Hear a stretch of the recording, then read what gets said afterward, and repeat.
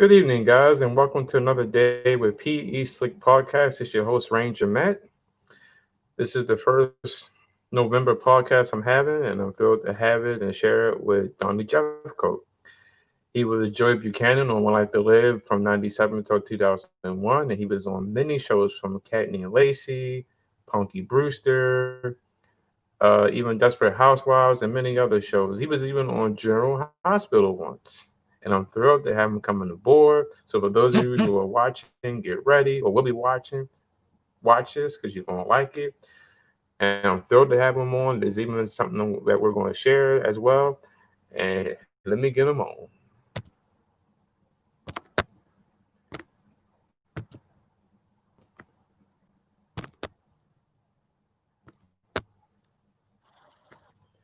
Hey there. Hey, bud.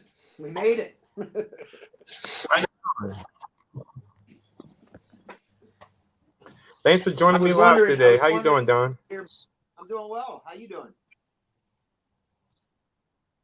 I'm doing okay. Good. Good. Yeah, I was just doing some last minute setups there. That's why it took me a little while to sign on, but here I am. Oh, good. I'm glad that it was usually my problem with the technology. So I was like, ooh, I did it. It was smooth. I swear computers have a problem with me. And my buddy and I were talking. I said we were trying to play the new Skyrim on PS4 with the virtual reality headset. Right. It wouldn't work. And so he says, I'm telling you, man, every single time you do something with a computer, that computer remembers all the curse words that you said to it, and it won't work for you anymore. Technology hates me, man. So we didn't even get a chance to play because we couldn't get it to work. And it was all me. Hey, remember back in the day before technology became the way it was? I remember fondly, my friend. I remember the day when pagers, and you always had the excuse, you get a page from a friend while it wasn't near a phone. So you didn't have to talk to somebody. Now it's like, it takes you 5 minutes to get back to a text and you're the bad guy. Why didn't you get back to me? It took me 5 minutes, man. Sorry. Yeah. Well, Dan, I'm glad to have you come on board today. Just to give you a little insight, I know we talked on the phone, but for those who are listening, when I got hooked on One Life to Live, you actually was off the show at this point, and another guy came to play Joey. But I've seen some episodes with you on there, and my intake when I first saw you, you was working with Timothy Gibbs. He was Kevin at this point, and you two had some scenes because you both was in love with Kelly. That's right. That was I think that was like the last year I was on the show. It was when the whole storyline kind of came to a peak. Yeah. So Don, let's go back to the beginning. I think they finally gave Joey some cojones, and he had finally had enough.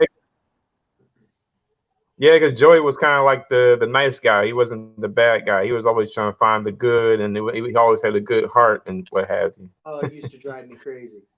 It's like, come on, man, give him a spine. Give him a little bit of spine.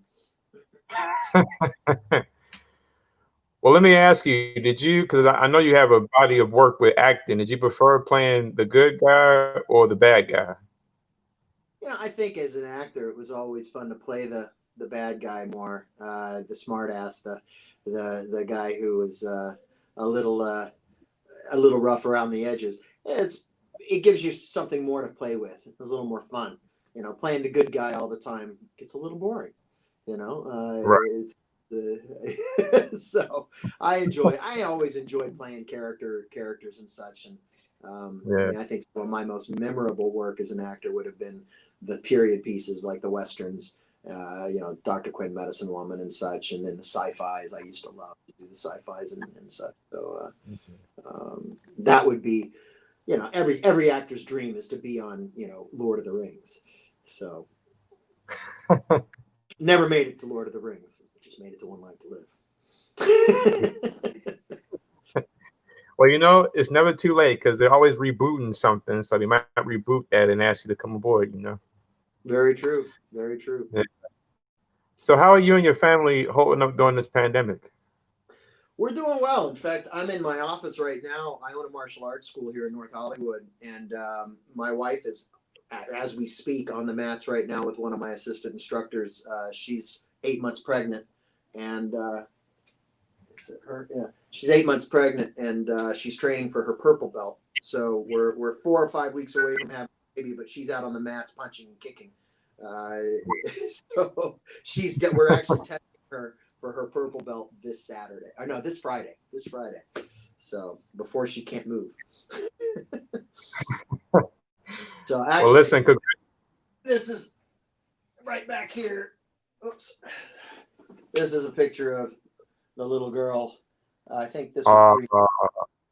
So congratulations. they love at first sight. Little Willow May Jeffcoat. So life is good, man. It's been an interesting year, I think, for us all, but we've stayed positive, and we feel very, very blessed that we were given a chance to be parents, something that, we were hoping for, and, God gave us the chance to do it, so we're excited about it. Hopefully we'll get through the next 6 months of little sleep.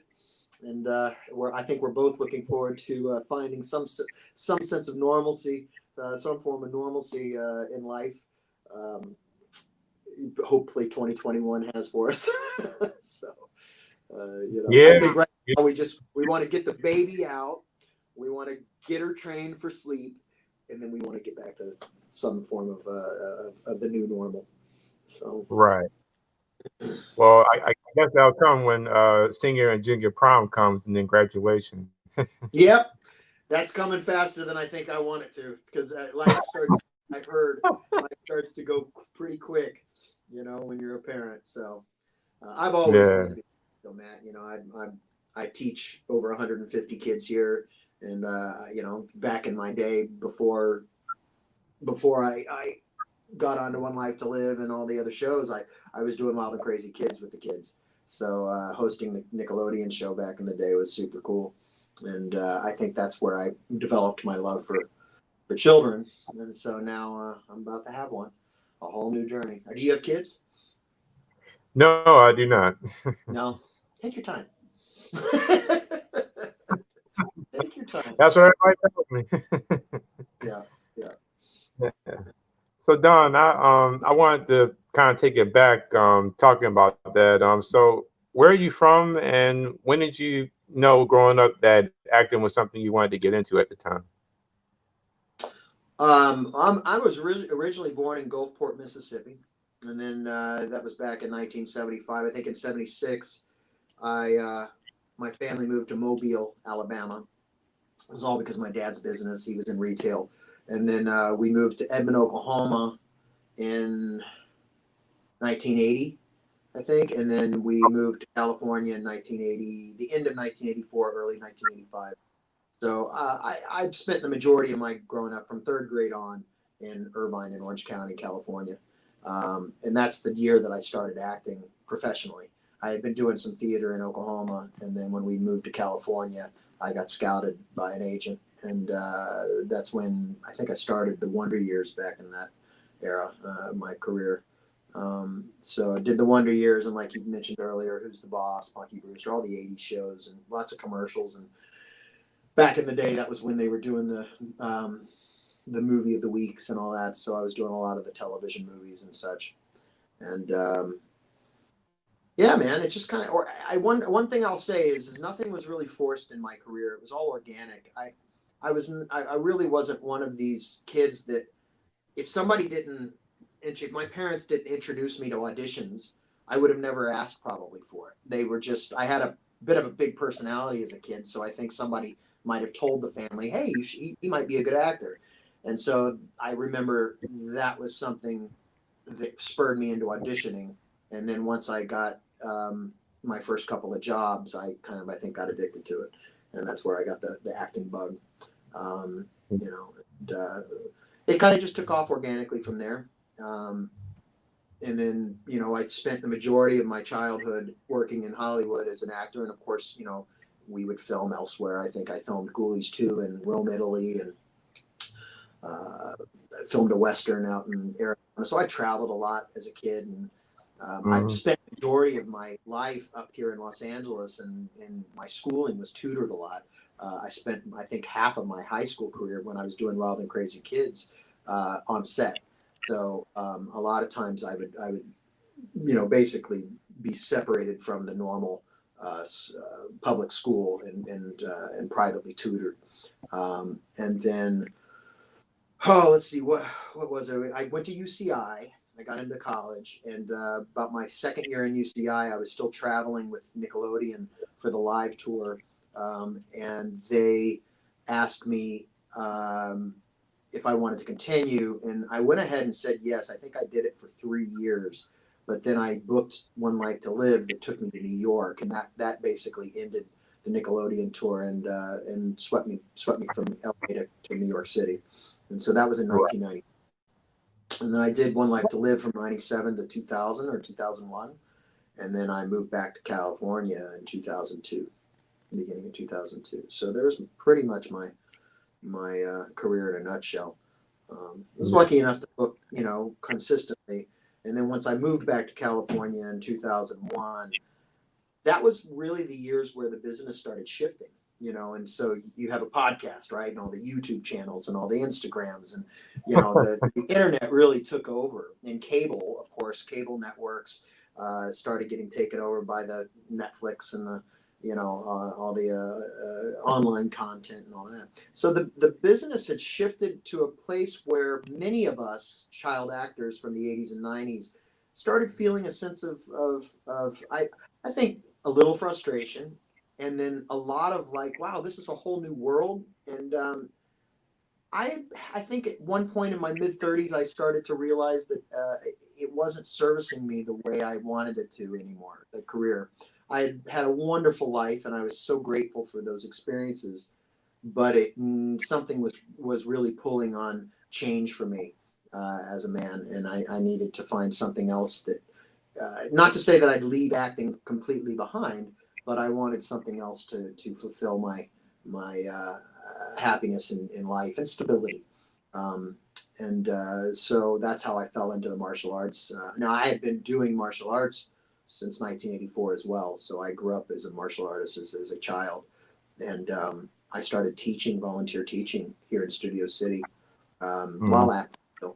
And that's kind of how I fell into what I do today, owning this school here. And still like to play in the acting industry. Still like to do independent films, and still like to audition when it comes. But it's definitely not my priority. My priority is really teaching now and spreading my knowledge to the community and having fun on the mats. Right. Okay. So are you going to be our next Bruce Lee with the martialness that you got? If you would have asked me that 10 years ago, maybe. I'm getting old, bro. No. You still young, man. No, I would love to. I love doing action films. In fact, when I was doing a lot of film, anytime I had a fight scene or anything, I always wanted to do my own stunts and my own fights and such. But no, I'm right now really just focusing on bringing up my guys. I have a lot of young assistants here and such, and just focusing on teaching the community self-defense. If a movie pops around and they say, hey, we need an action guy, and it's me, even better, bonus bonus material. So Yeah. What some people may not know is that you also was on you played Craig on General Hospital. You got any memories of that? yeah, in fact, I have very fond memories of that show. The reason why I got One Life to Live was because Mark Teschner from General Hospital, he really backed me for Joey on One Life to Live due to the fact we had built a relationship over the years from me being on General Hospital back then. So when I auditioned originally for Joey, they passed. And I had a goatee at the time, I remember. And it wasn't conservative enough for the character. And they just kind of didn't see I was the right look. So they passed. A few weeks later, they still were looking all over the country trying to find this replacement for Nathan. And I guess somebody called Mark from AT&T and Mark, Mr. Teschner, and who's the casting director for General Hospital. And they said, who do you have out there? We need somebody. He goes, Donnie Jeffcoat. And they're like, oh, we've already seen him. You know, he's not right for it. And he goes, see him again. Tell him to shave and see him again. So I shaved, and then I went to the screen test and booked it. So pretty interesting. So General Hospital actually played a pretty big role in my future. And Mark always so, even as a kid, he was just so supportive. One of the coolest casting directors out there.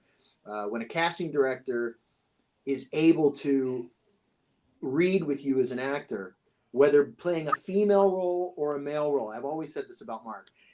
Those romantic scenes, Mark would look you in the eye like he was the love interest, and you would believe it. You know, it's like he was so good, and he's such a great actor. You know, Mark was a phenomenal actor himself. So this casting director would, like, some of the best casting directors I'd ever worked with were the ones who could literally transform into whatever character you were, you know, working with in the audition. And he was just always so good and he always was so good at making the actors look good in the room for the producers. And he was such a lovely man to work with. So, yeah, because of him, I got the second chance, and I ended up booking and flying to New York for Joey Buchanan. So, yeah. So, what are your memories after joining One Life? What do you remember about working with Erica Slezak and Clint Ritchie, who was Vicky and Clint, your parents? I was lucky. You know, Erica was always so good to all of us young people. She's so kind, so giving, and so supportive. So I was always a pleasure to work with her, and Rob and you know, all the older people on the show who had been there for so many years. They were all a lot of fun. And Clint was a rough around the edges kind of guy.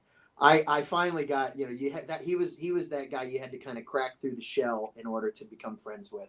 So at first it was kind of, you know, and I think that kind of came with the territory, because I always say Nathan Fillion, and even when I saw, you know, I met Nathan Fillion after I took over his role, we would have a laugh about it. I go, dude, your shoes are so big to fill, you know, because his character took the big story arc. And that story arc gave him like a huge amount of publicity and such. So coming in as a fresh actor, filling in a role that was so beloved to the fans and such, was a tough. It was a very, very tough one. So not only did I have a bit of a struggle proving to the fans that I was going to be as best like Joey as I possibly could. Some of it was left up to the writers, but also proving to myself, to others, to the other cast members, and getting to know them and proving that, hey, I can fill in this role, was intimidating. So with Clint, I had to kind of break through his shell, and once I did, he was extremely supportive as well. Just, you know, you just didn't want to mess with Clint in the early 6 a.m. calls for the rehearsals. That was when he was at his grumpiest. So you just kind of let him go. You enjoyed your coffee. You did the lines with him, and didn't necessarily socialize much in the morning. Let him wake up, and then you can beat him down. Yeah, because Joey had quite an interesting journey when Nathan was playing him, and I don't know if you know, but they had did this thing with he had an affair or the thing with Dorian, Robert Strasser. Yeah. Well, you know, they tried that affair when I got on the show, and I'm a couple years younger than Nathan anyway, but I'm also just my frame of my body, everything. I'm shorter, and I looked a lot younger.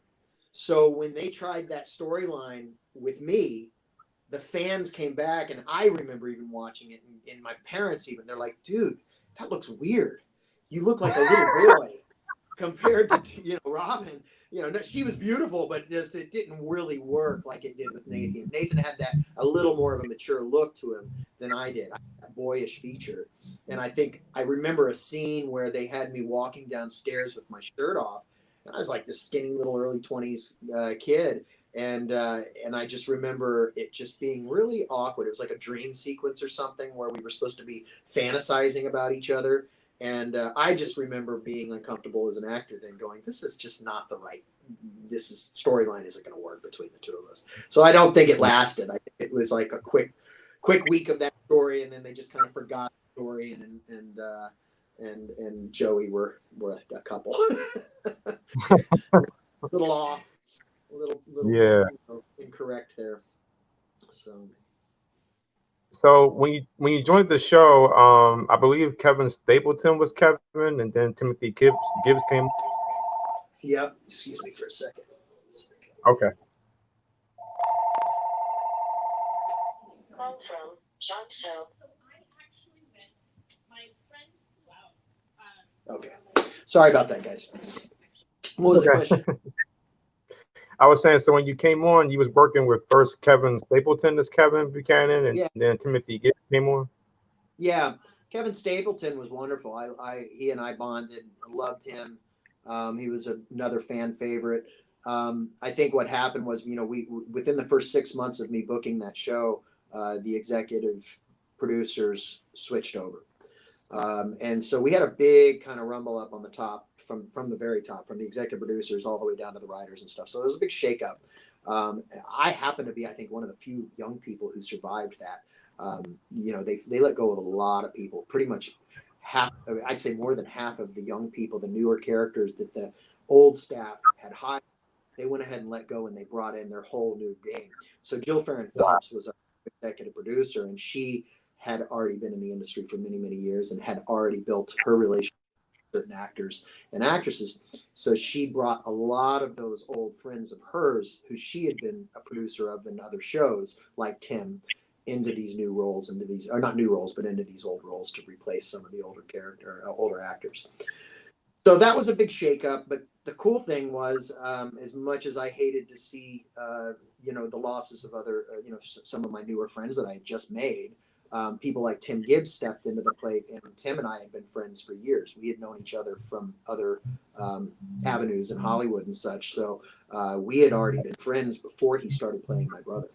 So I remember getting a call from him late one night going, guess what? I'm like, what's going on? He goes, I'm about to play your brother on One Life to Live. I'm like, you? Really? So that was kind of fun. It was like we had already known each other. We had already become buddies. So the brother energy between us was really easy to pull off. We wish that the only thing I looking back, really do greatly wish was they wrote better material for the Joey that I was playing. And I think that was a big part of my frustration is they never seemed to get lock in a real meaty storyline for him. They just always missed that specific point, there kind of. So that was the only thing. I wish they would have expanded a little bit more of the relationship between the brothers and between Joey and his family.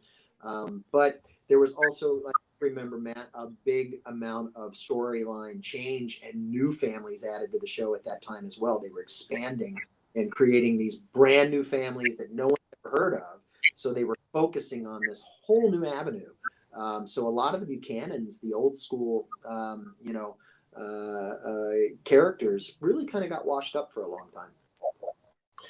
Yeah, and that's I remember talking with someone because I watched all the soap operas, but I was more into The Guiding Light at the time because they always had a balanced cast, and Wanted to Live was like known for always changing cast. Like people came and went all the time, new family, new faces, like what you were saying.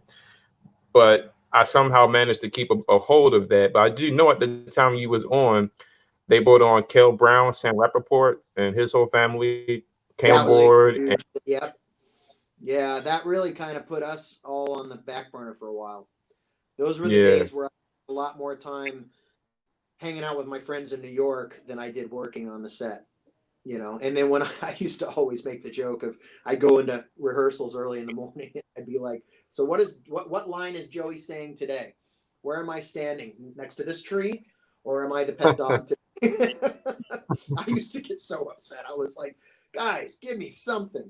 Can I have one more line instead of just walking down and saying, "Oh, Mom, these muffins smell great." Yeah. I interviewed one of your co-stars a couple of months ago that was on One Life to Live. He had been on The Guiding Light first. Mark Doran. He was Ben Davidson. Oh, Mark, really? Yeah. See, Mark was one of those guys that Jill had worked with on Guiding Light. So Tim and Mark and I can't remember her name. She played part of that family, though. All of those people she had worked with on Guiding Light. But yeah, Mark and I, we were buddies and pals back then as well. We go out and such. So, any memories of Asa, Phil Perry? Yeah, Asa was great. You know, Phil was. He and we used to go have lunch, especially on days that we didn't have a lot of lines, and he'd always be the bad influence at lunchtime, going, "Oh, go ahead, have a glass of wine with me."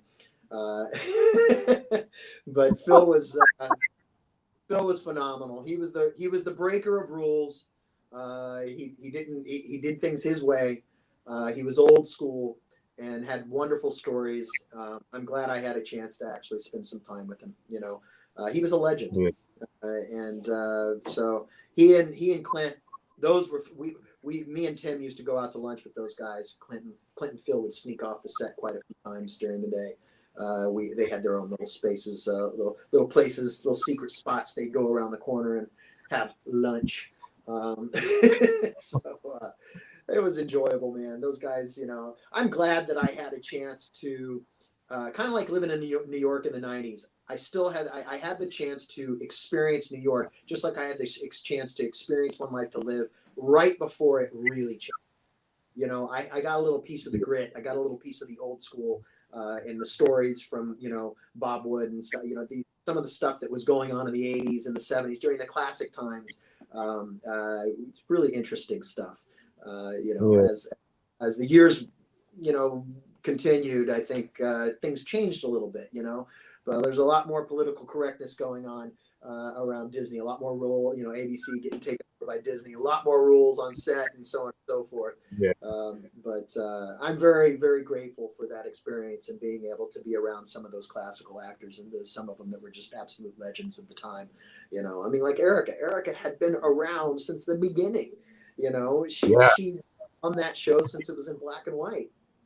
Yeah. So, pretty neat and lots of stories. And I tell you, you know, people over the years, especially in the acting industry, some people have, I don't want to do a soap opera. Whatever. What are you talking about? That's where so many actors got their start, and they got their feet wet. And there's some still wonderful artists and actors in that industry. Erica being one of them. I mean, you talk about a master of a craft. It's phenomenal.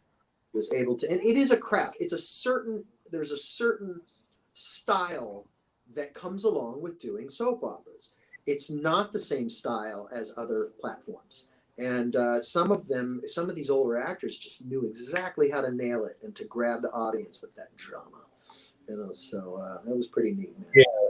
And you know, I've told my guests who's been on other soaps in the past that I've always was curious about how the soap world worked, because I know with soap operas, it's not like doing a movie where you have multiple times to do a take for a scene. In soap world, you got to memorize all these pages. You got one or maybe two takes the most to do it, and you got to nail it. And I always would wonder how do you do that?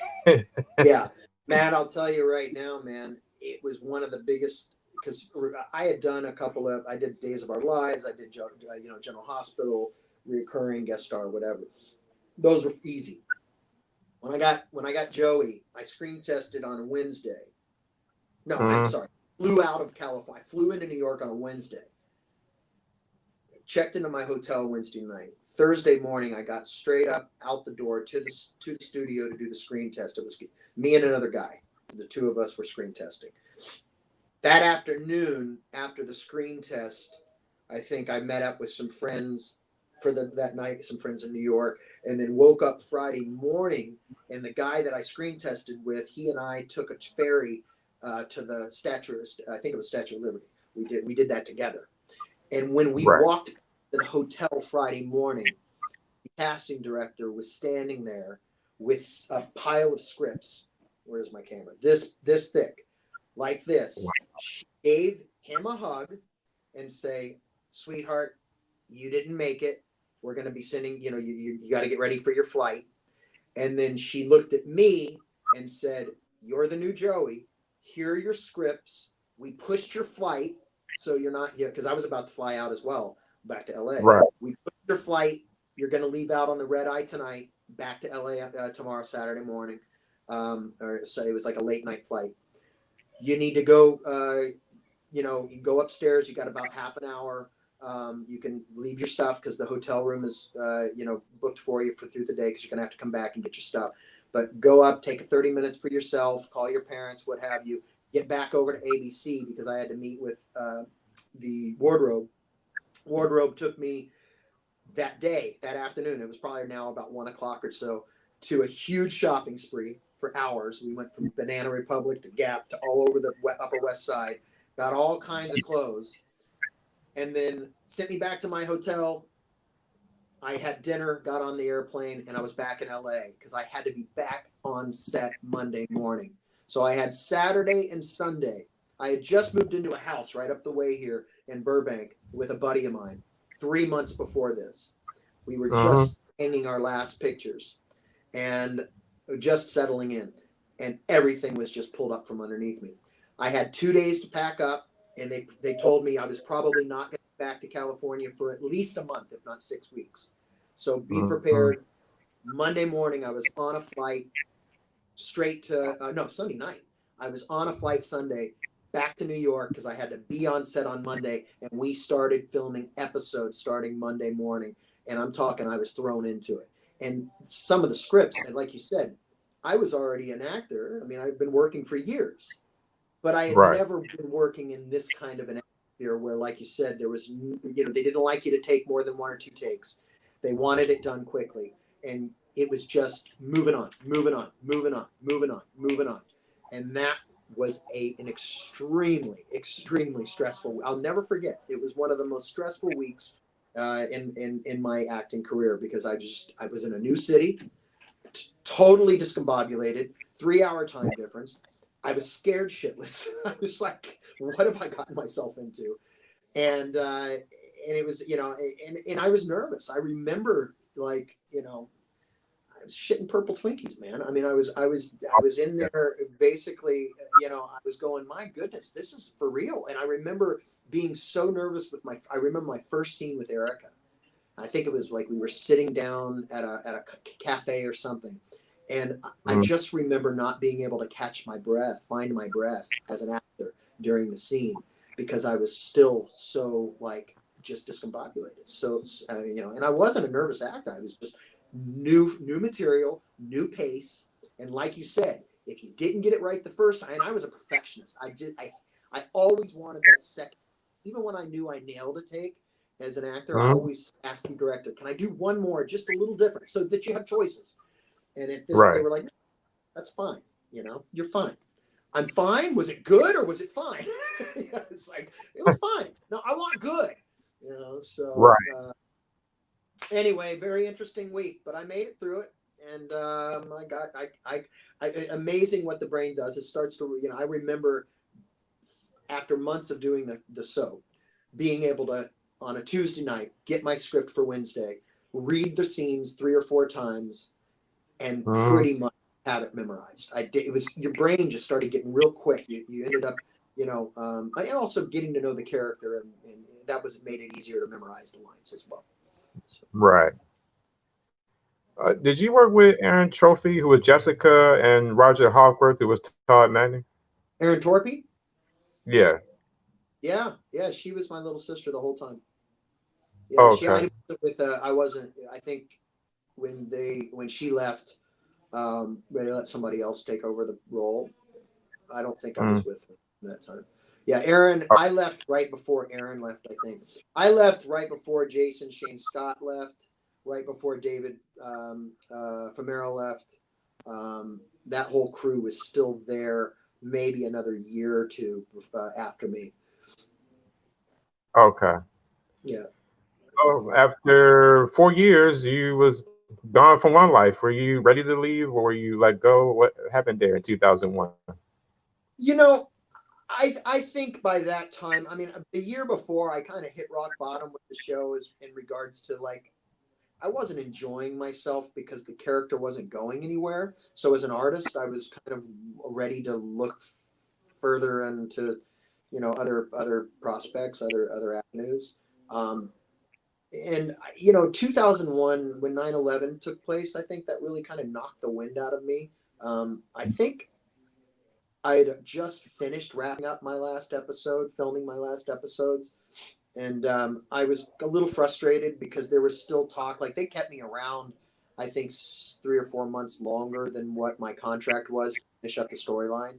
And during that Right. time, there was talk about whether or not they were going to maybe try to continue keeping me on or not. They just kind of wrote Joey into a corner. And I just don't think there was a lot of, in my humble, if I was an audience member, a fan of the show, I don't know how interested I would have been to see anything because there was nothing there was really no avenue for him to go. And then they took it into a really weird avenue where they made him move to England and he became a priest and he came back. I heard I wasn't a part of this, Yeah. God, but I just think it's like they had, and it's nothing. Look, you don't know how tough it is in the writer's room unless you're a writer. So this is nothing to do with these, because some of the writers I became friends with, they were amazing people, and they were obviously, they had their hands full with tons of other things. But in my humble opinion, you had a character, when at least the Joey that I was playing, that had legs. You had the photography that they could have worked off of, all kinds of avenues that they could have taken him with his photography. You know, you had his chefing avenue that they could have taken off with. He had life. He had a sense of self and who he was, but they just never let him explore and gave him really a strong enough background and character that people were actually invested in. And then all of a sudden, when I left, they made him a priest and all that jazz, which really I think lost a lot of people. It was like how many Joeys, and I'm not even about the people playing the parts. It was like how many Joey characters are you willing to come up? Why not just stick to the character? They never found him.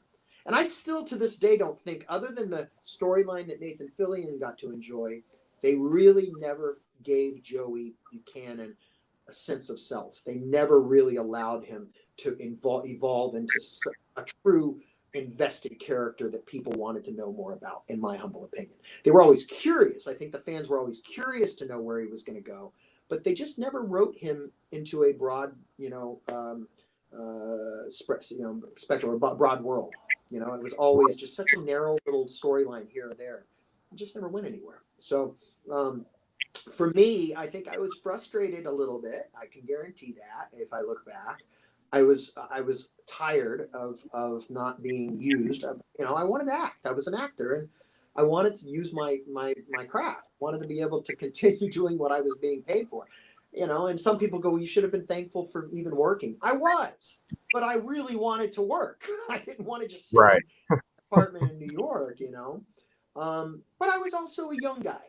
And I look back, I'm in my 40s now. I look back and boy, do I wish I would know what I know now back then. Because there's several things that I would have done different as the man I am now versus the young, little naive dude that I was back then. I thought I knew a lot more than what I know now. Let's just put it that way. So, in hindsight, yeah, it was time for me to go. And I think they did their best to and I one thing I'm really grateful for, they really did try to write some meat for me in the end there and give me that exit respectfully. And I was just recently looking at some of the old scenes that we were doing towards the end of my role. And I'm grateful for those chances to they gave me some depth. They gave me a backbone. He actually got into his brother's face, and he got into Kelly's face and told him where to go, which is exactly what we needed. we needed him to go, hey, yo, man, you guys are treating me like crap. Let's do something about this. Let me give you some voice. So anyway. Yeah, and kind of going back to what you were saying, you're right, because Joey did become a priest. Because I found that out later when the next actor came on, And because Joey was kind of a character where, kind of like with Kevin, they always recast the roles. But with Kevin, he became kind of the businessman because he was at Buchanan, and Joey was kind of the guy, I guess, trying to build and find himself. And then I like what you did as Joey, and then the other two actors that came afterwards, they took Joey in a different direction. But I had always hoped that you or somebody would come back to play him for a while because they never kept Joey on for a long period of time to kind of give him a certain direction. And when Kevin, they brought Kevin and Kelly back after you left, and other actors had played them. They were together, but then they broke up, and Kelly was with Joey, but Joey got with somebody else. He was kind of all over the place, but Yeah. you know. Yeah, and there was talk, I believe, at one point or two, of that timeline of getting me back, but there was some things that had taken place between myself and some of the more executives on the show, due to my frustrations, that I think stopped that from happening. Unfortunately, the nature of the business. I mean, I had voiced a strong opinion a couple of times with, let's just call it, the wrong people, and I think that right there alone in that particular show shut my doors to coming back. It seemed. I could be wrong, but my guesses are. I was a very vocal guy. I wasn't a jerk. I just stood up for myself, and they liked the more quiet folks, I think. But I got frustrated a few times. I was getting, I was told and promised so much. Like I said, the one problem I think in the industry, and looking back, and I have no problem saying this because it's been said by more people than just me. Unfortunately, One Life to Live was not the smoothest behind the scenes run show. There was even just the 4 years that I was on the show, there was just always some mix up of producers getting fired and being replaced, or writers being let go. So that inconsistency, especially on a long running show like that, affects what the audience gets. It just does. It affects the consistency of the storylines. And it definitely affects the consistency of the characters, because if you're consistently replacing writers, then the soul of these characters gets changed, even tweaked just enough so that the audience goes, wait a minute, Joey wouldn't have done that. Or wait a minute, Vicky wouldn't have. And that's, I think, some shows, like you look at GH, and sure, they've gone up and down in ratings and so on, but that is one of the shows like Y&R and GH that have been pretty darn consistent. And it's not easy to do. That's why I believe that there's only 2 or 3 of the shows out of the half dozen or more that we had at one point on network that actually have created a pretty consistent timeline. You know what I'm saying? Right. And there are the shows, unfortunately, that I think just got unlucky, and there was too much mix up too often with the writers, the producers, and of course, then domino effect has to the actors. I can't see being a fan of a show that every other year, ding dong, hi Joey, and it's a whole nother human being. Every single time that door opens, it's another human being. Oh wow, Joey was 6 foot tall yesterday, and now he's 5'5". Awesome. He was blonde last year, and now he's brunette. That's frustrating for an invested fan. That's frustrating on any show. And I think sometimes shows got a little too comfortable with that. Now, look, it's a soap opera. It happens. Look at novellas, man. It happens. It's because of the nature of that platform. But I think that some shows were more successful in keeping the consistency than others. Yeah. So I know you have been off the show at this point, but do you remember what your reaction was when it was canceled in 2012 after so many years on ABC? I was sad to watch all of that, even not just One Life to Live, but the other soaps, because that's a whole era that is now history. We're no longer. That's gone. It's not coming back. It was also, I think, for me, more interesting, because if you look even deeper in why it happened, I mean, you had people not staying home and watching television because too many people had to be two family income. I mean, 2-person incomes. Parents weren't, the years of mom staying at home and taking care of the kids was behind us. And, people had to work 2 jobs in order to provide for their families. And I think that was starting to show more as well. And of course, reality television, man.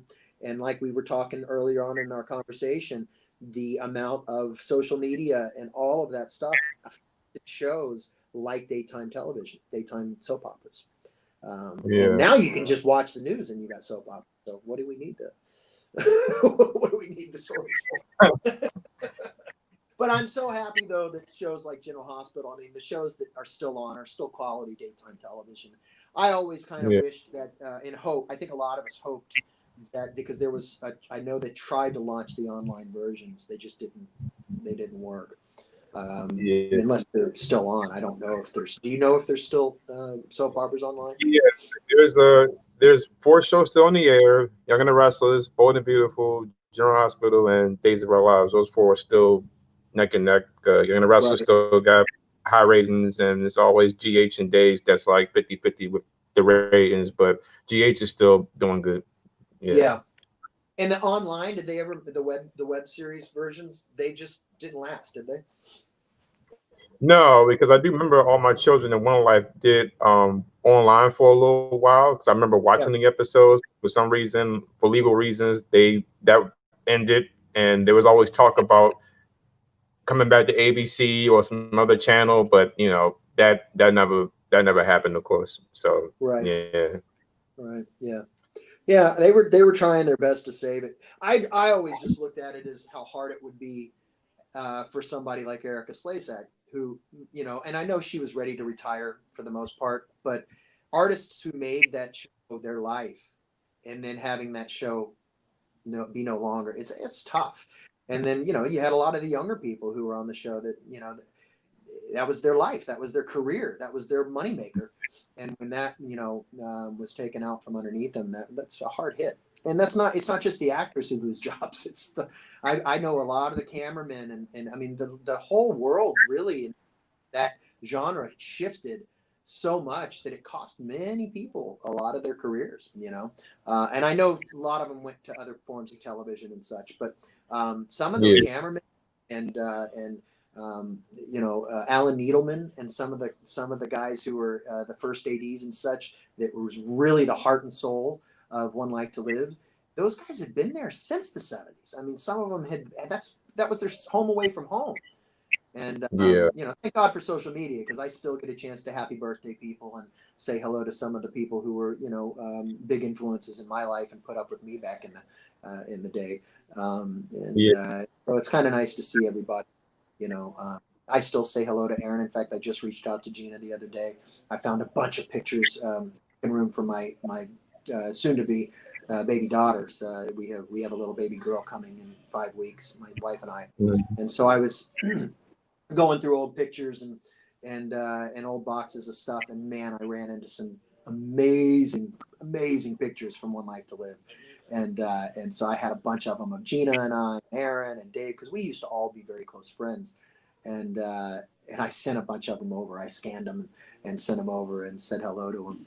So we all stay in touch here and there, Yeah. So you also you did an episode of Desperate Housewives that was on ABC, and you played detective on CSI New York. You remember those 2? Yeah, those were the last couple of major guest star roles I did before I kind of started tiptoeing away from the industry. So I did it slowly. It's funny. I did guest star, and then I think that World War II film was one of my last biggest projects, and then occasionally I do those independent films still here or there with friends who write this and write that. But I loved doing that. The CSI was one of my favorite characters. That was fun. I did the fight scene before it, and working with that crew over there, it was so awesome, man. Really good actors. So. I'm sure you've helped a lot of people as far as doing your martial arts work. By the way, it just hit me that you have your martial arts outfit on, because at first I thought you were just I'm at work. Actually, right before you, I had an on-camera interview.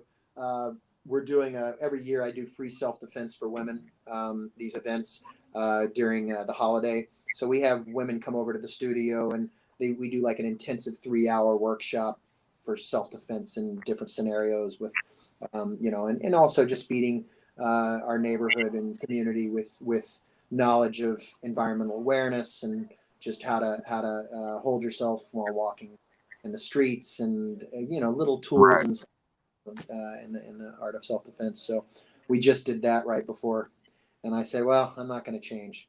So you get me a little bit in my uniform. Hey, that shows that Joy Buchanan is now kicking some butt now. He's showing his Buchanan colors, so that's fine. What's crazy is a lot of my clients, because of where I'm located, my school, a lot of them are working actors and actresses and directors and producers and musicians and so on and so forth. And we have quite a few even soap opera people who I used to work with or I knew from other shows who are clients here. I'm not far away. I'm still wrapped in the industry somehow. And every time I get out there and I teach, one of the greatest gifts of teaching is it's like performing. You get a chance to make people smile. And the one great thing about what I do now is I feel like I'm actually providing a really positive service for my community. While making a great living. And that's truly what I wanted all along. That's why I loved acting so much, is because I was doing what I love to do, making a living doing it. And I just happened to fall into teaching, which is also extremely rewarding.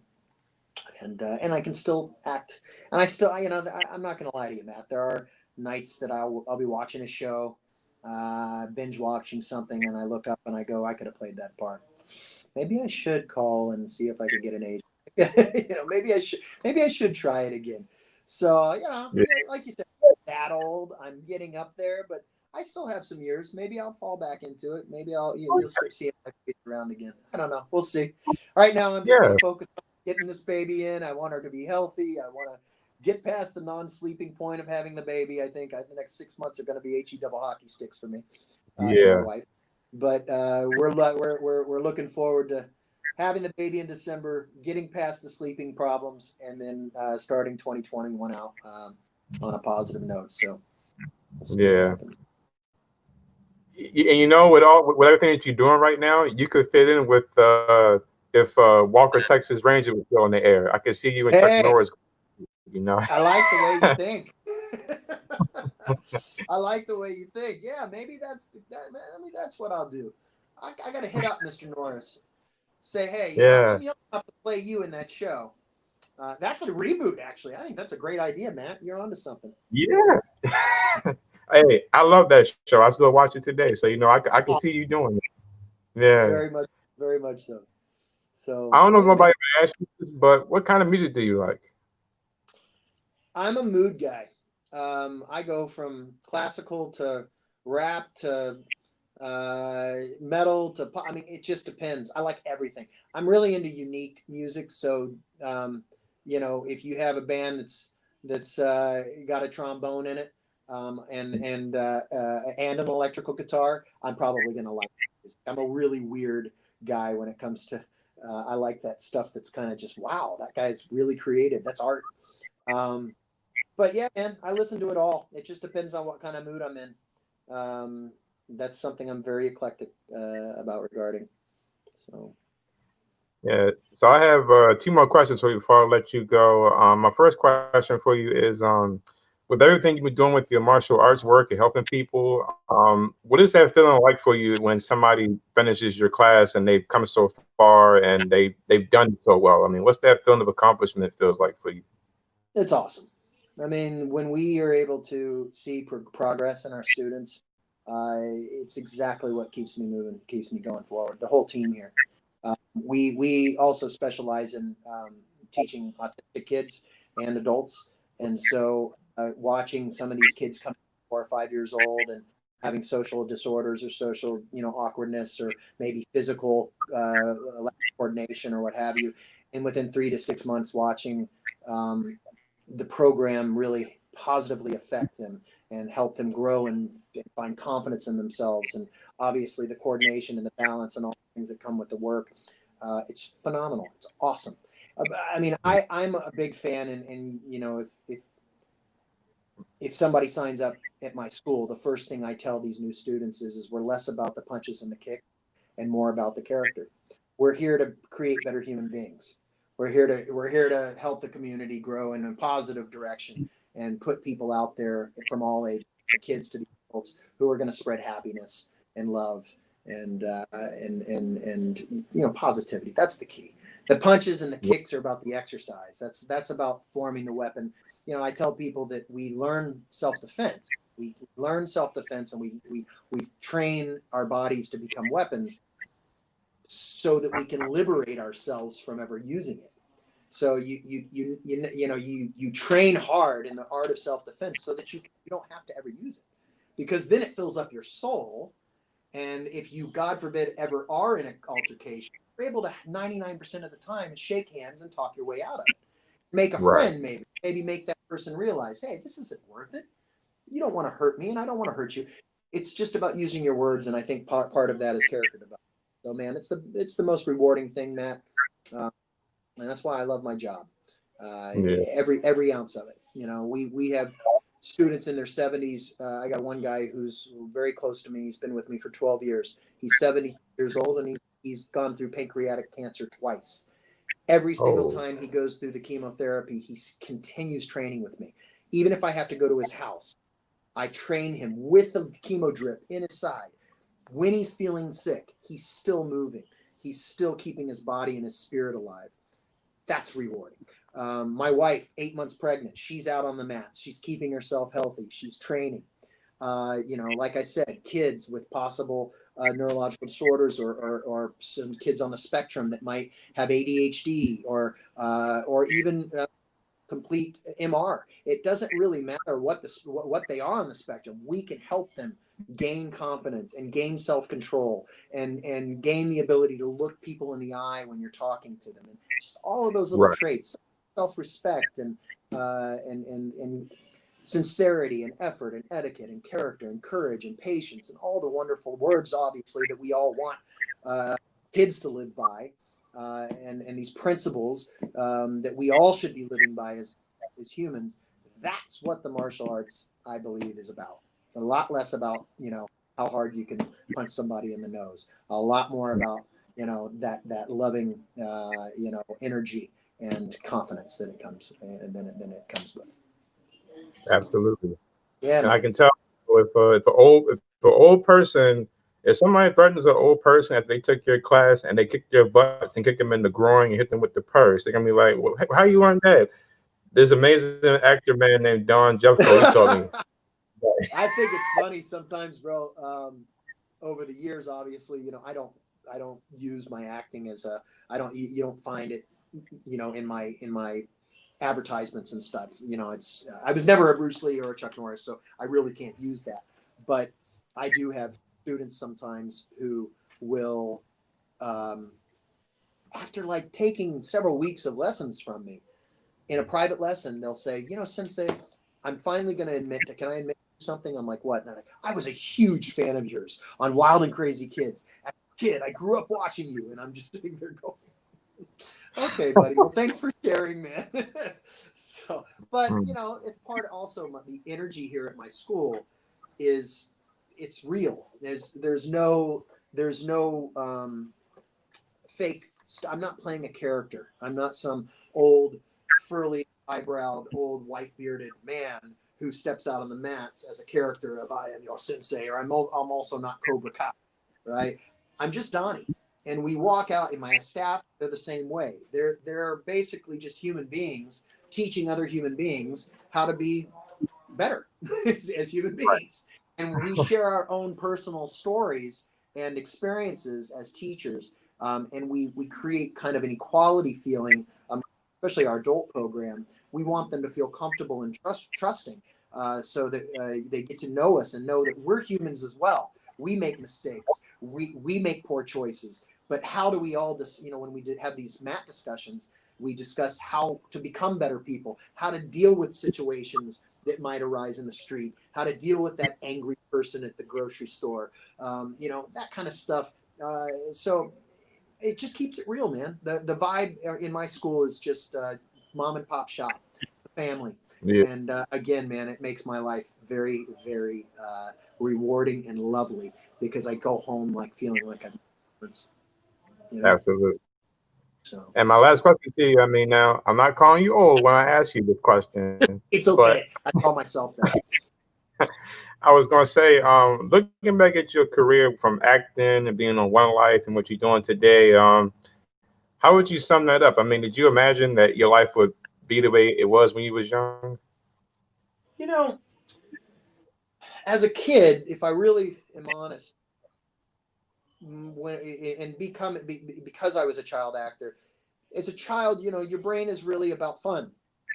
And I was, like I said, blessed. I was so incredibly lucky to have so many years of success. Um, and I was just having fun.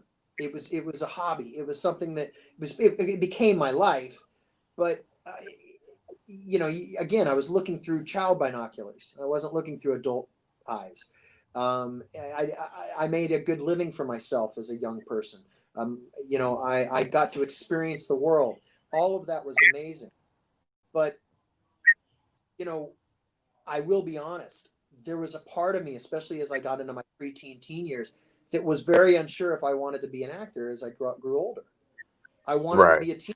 I wanted to. One of the biggest dreams I had, I remember around my seventh, eighth grade year, I remember doing some kind of project stating like what I wanted to do with my life. And it was a movie that I did called, was it All the Way Home or Home Free? Can't remember, but it was with Mark Harmon. He played my father. It was a mini series.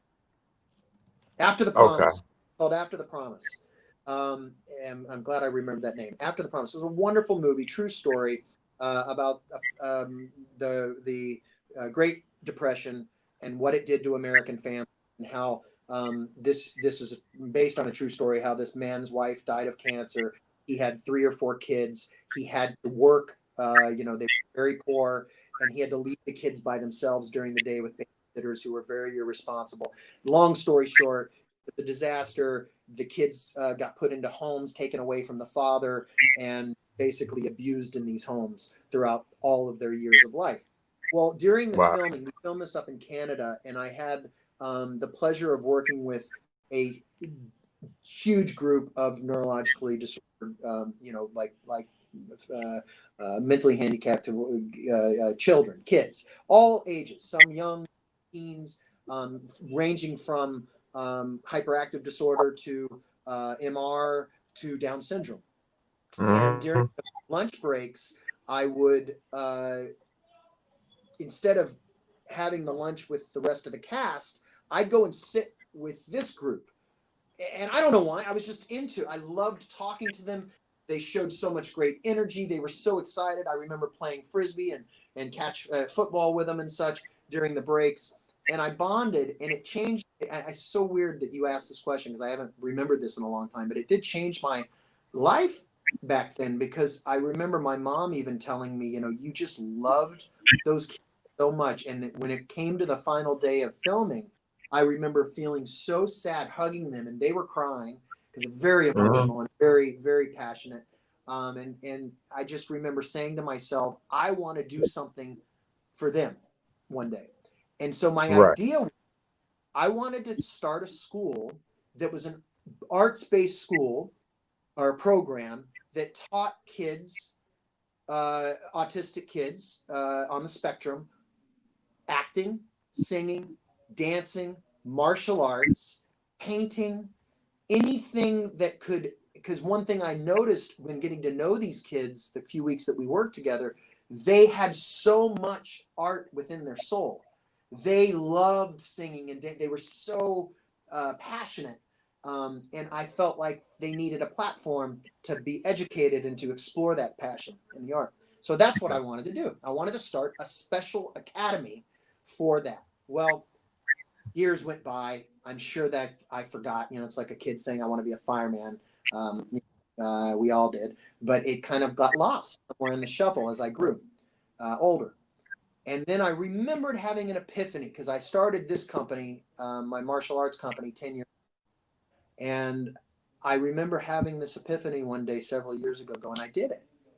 I'm not teaching acting, and it's not as expansive as that idea that I had back in 1991, or no, not even that, 1988, 89. But it's the same.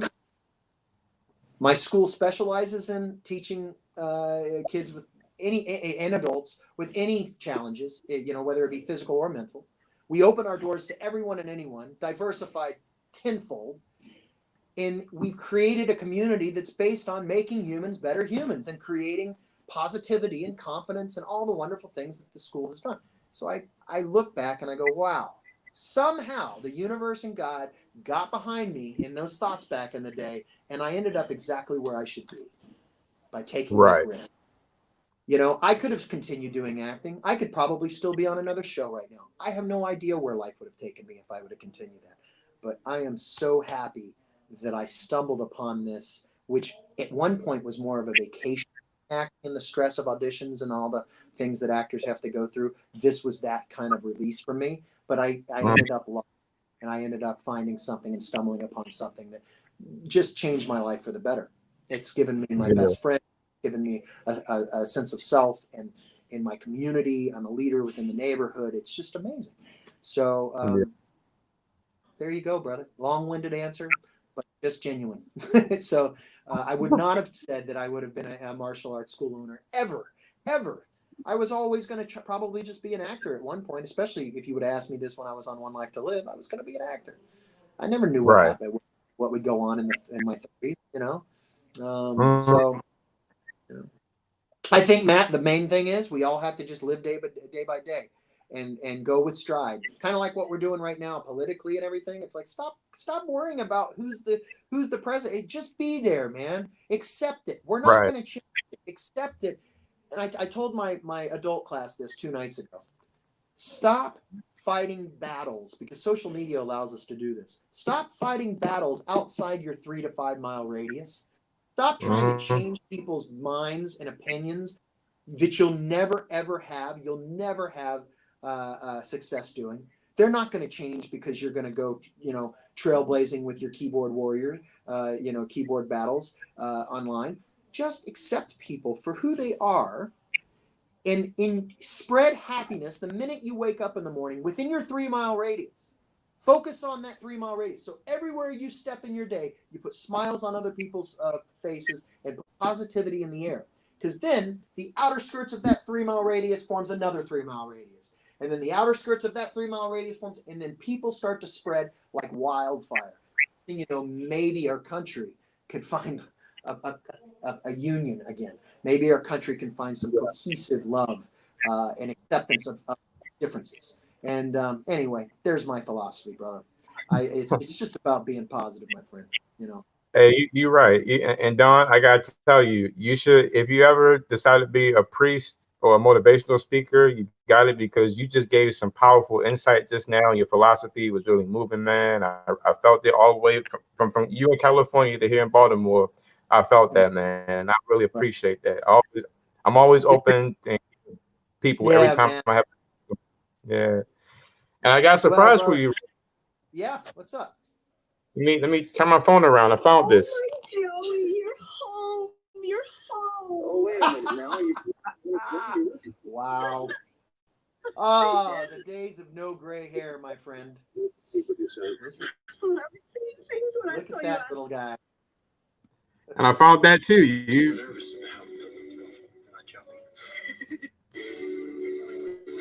Goodness. Oh, wow. Unbelievable, bro. Look at those eyebrows.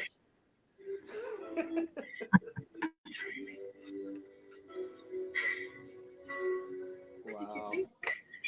Yeah, that was your first episode on Life, and then you proposing to Kelly in 2001, 2001. Yeah. Good find. Wow. Yeah. Again, man, I love those years. I tell you, I love my life. If I died tomorrow, I die a pretty happy. I don't want to, but I'll die a happy man. You know, I've had just a wonderful, wonderful existence through trials and tribulations, and that's what it's about, man. We got to keep on keeping on, my friend, staying positive and making a difference. Absolutely.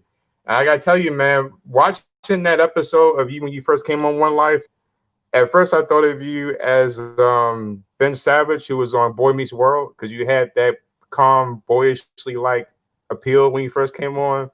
And then and when they added you to the opening credits, you had a black leather jacket on and you spun around. I was like, man, who is this cool guy with this other coat on, man? I later found out that he was Joey. I was trying to be cool, man. I think that's another thing is the soap opera world was just too cool for me, man. I remember always joking around with guys like David Famero. And I think we did a soap opera cruise one year where we all went on this Carnival Cruise Line, and all the fans got a chance to come on and meet us. So I found those pictures a few weeks ago, and we both have our shirts off, and Dave's all ripped, and he was an underwear model. I mean, the guy literally was an underwear model before he became an actor. I mean, I was never an underwear model, so we're both sitting in our bathing suits, and I'm looking at the pictures going, that jerk, he looked so much hotter than me.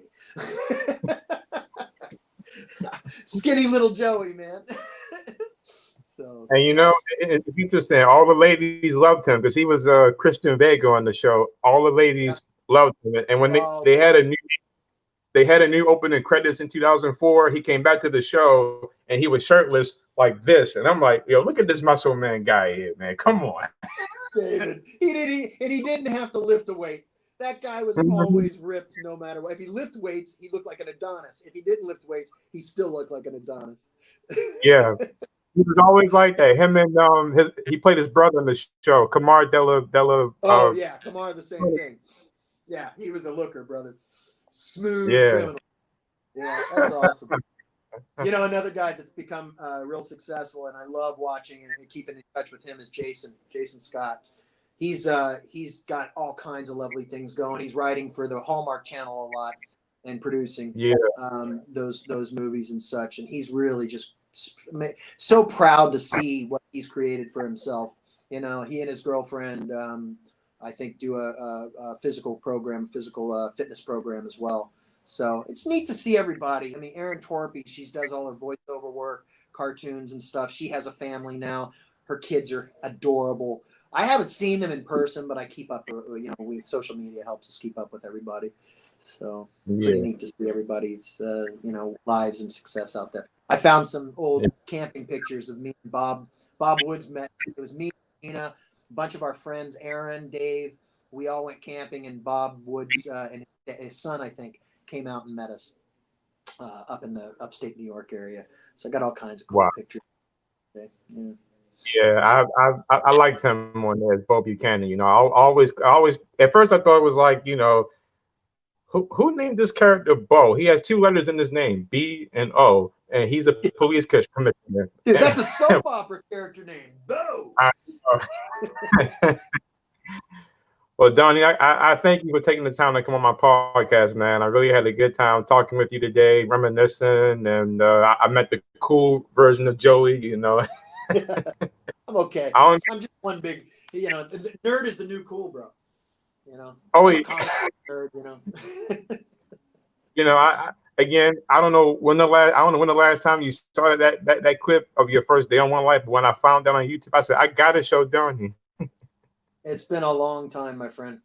I just recently went through all those pictures. I haven't seen a scene in forever. I need to go back and watch some of my old stuff. Maybe that's what I'll do when my little baby girl gets old enough. We'll sit down and I'll say, well, this is what Daddy used to do. Mm-hmm.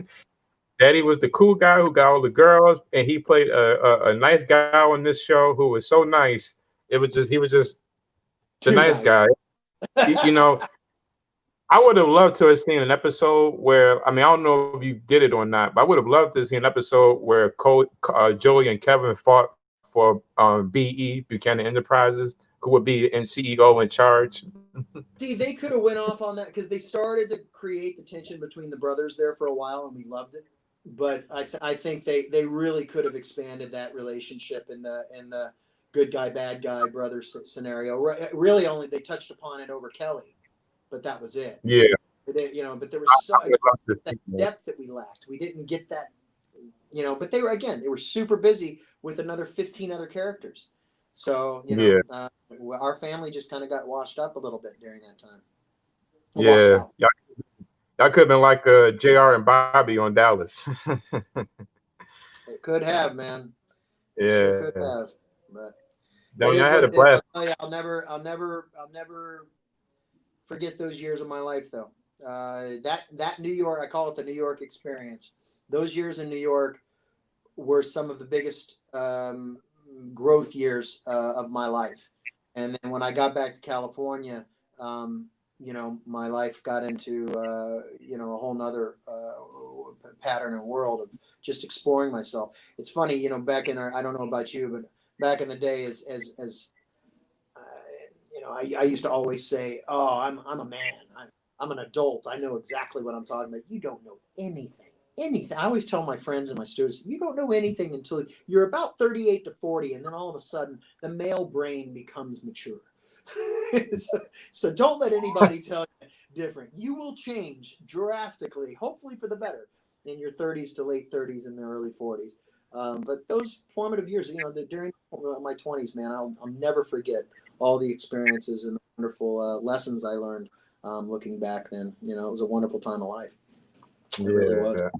I've often, like you said, I've often wondered where my mind is going to go because I'll be 30 next year, so I've often wondered what's going to happen by then. You're doing well, brother. You're pretty even keeled. Just keep on keeping on. Oh, you're young, now, man. Oh, I wish I was 29. Yeah.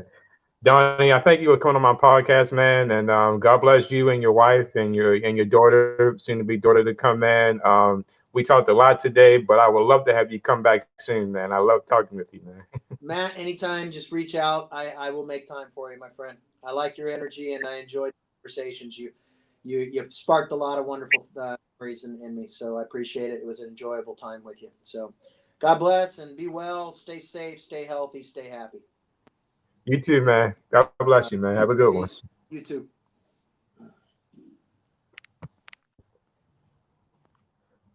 Okay, he signed out. Whoop. I'm almost signed out. I got to figure this out. All right, I found it. Leave. Bye. Okay. Well, guys, thank you for joining me for another day of PE Slick Podcast and Still Past. For those who watched or will be watching, that was Donnie Jeffcoat. He was Joey Buchanan from 1997, like what we just saw a minute ago. It was October the 20th, 1997. One like the live fans watching, I see Dorian and Mel. I don't know why I was going to say her. Dorian and Mel and some others was on there. I saw Kelly was on here. Cassie is on here, and it's going favorable. But join me again next time when I have another guest come on. I'm going to have a motivational speaker, Tyler Christensen, come on soon. But God bless you guys. Stay safe. Don, if you're still watching, I have fun, man. Wow. Friday. But thanks again. Till next time, Mr. Ranger Matt signing out. Thank you.